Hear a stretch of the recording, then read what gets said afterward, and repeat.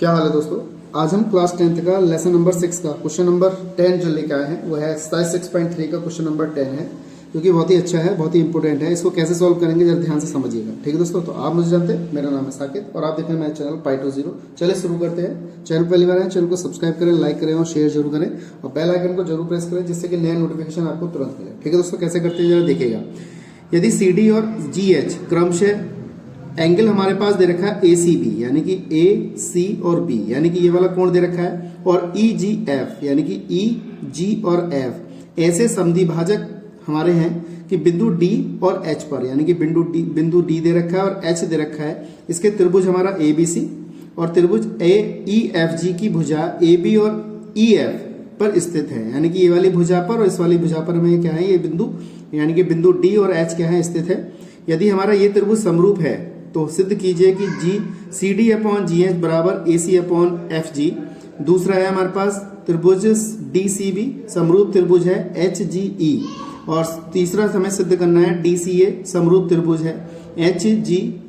हमें ये चीज सिद्ध करनी है। तीन चीज हमें इसमें सिद्ध करना है, यानी कि पहला टॉपिक सिद्ध करना है, दूसरा सिद्ध करना है और तीसरा सिद्ध करना है, ठीक है दोस्तों। तो कैसे सिद्ध करेंगे देखिएगा जरा।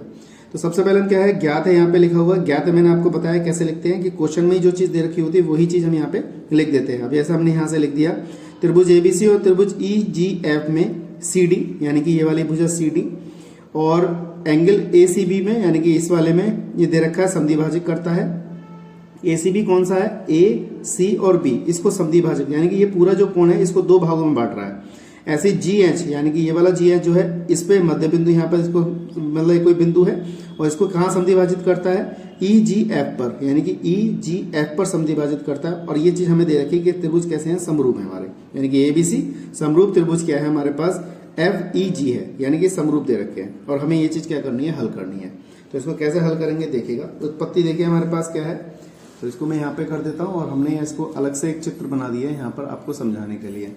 तो सबसे पहले हम बात करते हैं पहले पॉइंट की, यानी कि उत्पत्ति में। अगर हम त्रिभुज ABC की बात करें, त्रिभुज ABC में, ठीक है, यहाँ पे लिख देंगे में CD भुजा, हमारे पास जो CD भुजा है ये वाली CD भुजा, ये वाली जो है, ये CD भुजा जो है एंगल ACB का समद्विभाजक है। यहाँ लिख देंगे का समद्विभाजक है, यहाँ लिख देंगे समद्विभाजक है, ठीक है दोस्तों। और इसको हम लिख लेंगे समद्विभाजक है, इसका मतलब है इसको दो भागों में बांट रहा है, यानी कि ये वाला जो कोण है और ये वाला कोण जो है, ये पूरा कोण जो है इनको दो दो भागों में बांटता है। तो कैसे लिखेंगे इसे लिख देंगे ACD यानी कि AC और D, यानी कि ये वाला जो कोण है हमारे पास, ये वाला जो कोण है ये वाला ACD आ गया, बराबर हमारे पास आ गया DCB, DC और B, इसको लिख देंगे यहाँ पे DCB, ये हो जाएगा। बराबर किसके हो जाएगा, कौन से कोण के बराबर हो जाएगा, इस कोण के बराबर हो जाएगा भी आधे के रूप में, यानी कि एंगल ACB बटे में 2, यानी कि समद्विभाजक के रूप में हमने इसे कन्वर्ट कर दिया। इस टाइप से हम इसे लिख सकते हैं, ठीक है दोस्तों। इसी प्रकार से हम दूसरे त्रिभुज में लिखेंगे। दूसरा ट्रायंगल कौन सा हमारे पास, ये वाला दे रखा है, तो इसको यहाँ पे लिखेंगे। तो यहाँ पे लिख देंगे एंगल त्रिभुज, लिख देंगे त्रिभुज कौन सा हमारे पास, EGF, यहाँ लिख देंगे EGF में, ऐसे लिखा हमने। और यहाँ पे लिख देंगे हमारे पास GH, यानी कि ये वाली जो भुजा है हमारी GH एंगल, ये हो जाएगा हमारे पास FGE का समद्विभाजक है, यहाँ लिख देंगे समद्विभाजक है, यहाँ पे लिख दिया समद्विभाजक है।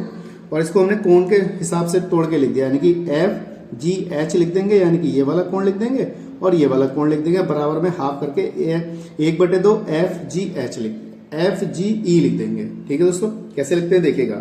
तो FGH बराबर हो जाएगा एंगल HGE बराबर 1/2 हो जाएगा, और एंगल में ये आ जाएगा FGE आ जाएगा, FGE आ गया इस टाइप से 1/2 के रूप में, ठीक है दोस्तों।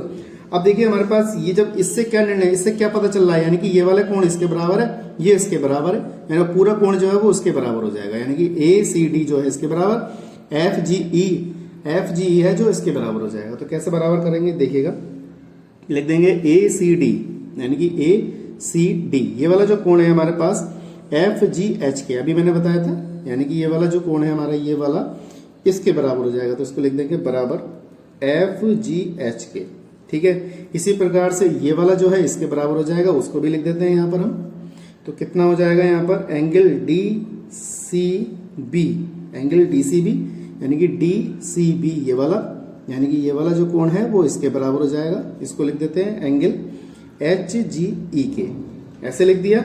इसलिए त्रिभुज हमारे कैसे होंगे, हमारे समरूप हो जाएंगे अगर ये बराबर हैं तो। ठीक है दोस्तों, तो ये हम इसको सॉल्व कर रहे हैं यहाँ पर। तो इतनी हमारे पास ये सब चीज आ गई, इसको लिखने के बाद हमारे पास ये चीज हुआ है। ठीक है, इसको कैसे करेंगे अब हम, आपको समझ में आ गया होगा। ये वाला जो एंगल है, ये वाला जो एंगल आपस में बराबर है, ऐसे ये वाला एंगल जो है इस एंगल के बराबर हो गया।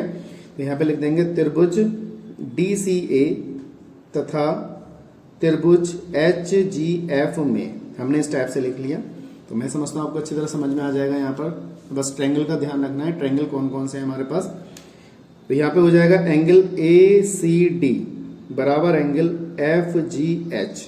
देखिए ACD हमारे पास ACD ये वाला है, FGH यानी कि FGH ये वाला हो जाएगा। यानी कि हम कौन से त्रिभुज को हम समरूप करेंगे, इस वाले त्रिभुज को समरूप कर रहे हैं आप। तो हम यहाँ पे इसको लिख दिया मैंने बराबर करके। इसका एंगल A जो है, यानी कि ये वाला जो एंगल है वो एंगल किसके बराबर हो जाएगा, F के बराबर हो जाएगा। एंगल A जो है एंगल किसके बराबर है, F के बराबर है। ठीक है दोस्तों, तो त्रिभुज हमारे पास यहाँ पे कैसा हो जाएगा, समरूपता, त्रिभुज के समरूपता नियम से, समरूपता नियम से इसका मतलब क्या है, एंगल एंगल हमने सिद्ध कर दिया है। इसलिए त्रिभुज ये वाले कैसे हुए, हमारा सेकंड पॉइंट था, तो सेकंड पॉइंट के रूप में इसको सॉल्व कर रहे हैं। तो ये हो जाएगा हमारे पास त्रिभुज DCA समरूप त्रिभुज हो जाएगा HGF। तो दूसरा पॉइंट हमने यहाँ पे इसको सिद्ध कर दिया इसका बराबर करने के बाद। ठीक है, अब हम हमारे पास क्या है, तीसरा पॉइंट। हम तीसरा पॉइंट को सॉल्व करेंगे, कैसे करेंगे जरा ध्यान से देखिएगा। इसको मैं यहाँ पे लिख देता हूँ, चित्र तो हमारे पास है, इसको चलो यहाँ पे लिख देते हैं। तो तीसरा पॉइंट हम हल करते हैं यहाँ पर इस जगह पे।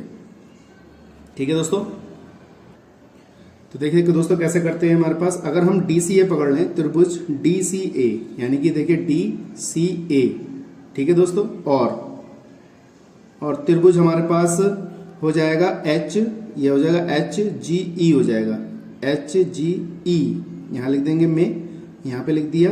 इसके बराबर से अगर हम इसका अनुपातिक नियम लगाए तो, क्योंकि हमें पहले पॉइंट में ये सिद्ध करना था, CD अपॉन में GH यानी कि CD, ये हो जाएगा CD, यहाँ पे लिख देंगे CD अपॉन में GH बराबर AC अपॉन में कितना हो जाएगा, FG। देखिए हमने ये लिखा CD अपॉन में GH, ये वाली भुजा रख दी, AC यानी कि ये वाली भुजा AC अपॉन में FG। ठीक है दोस्तों, ये लिख दिया। तो ये हमारा पहला पॉइंट हो गया। किसके आधार पे हुआ ये, इसके आधार पे हमने इसको सिद्ध कर दिया, बराबर कर दिया। ठीक है दोस्तों, इसी पे सेकंड वाले को सिद्ध करते हैं। तो DCB, त्रिभुज DCB और त्रिभुज हमारे पास हो जाएगा HGE में, हमने इसको पकड़ लिया।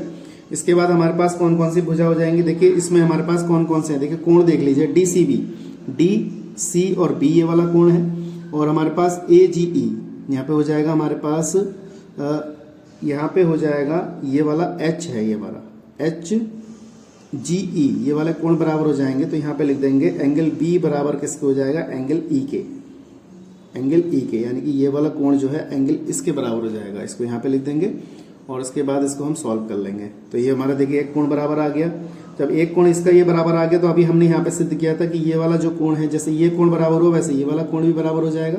तो यहाँ पे दो कोण हो गया, तो ये भी त्रिभुज, ये भी हमारे पास क्या है, समरूपता नियम से, यहाँ लिख देंगे समरूपता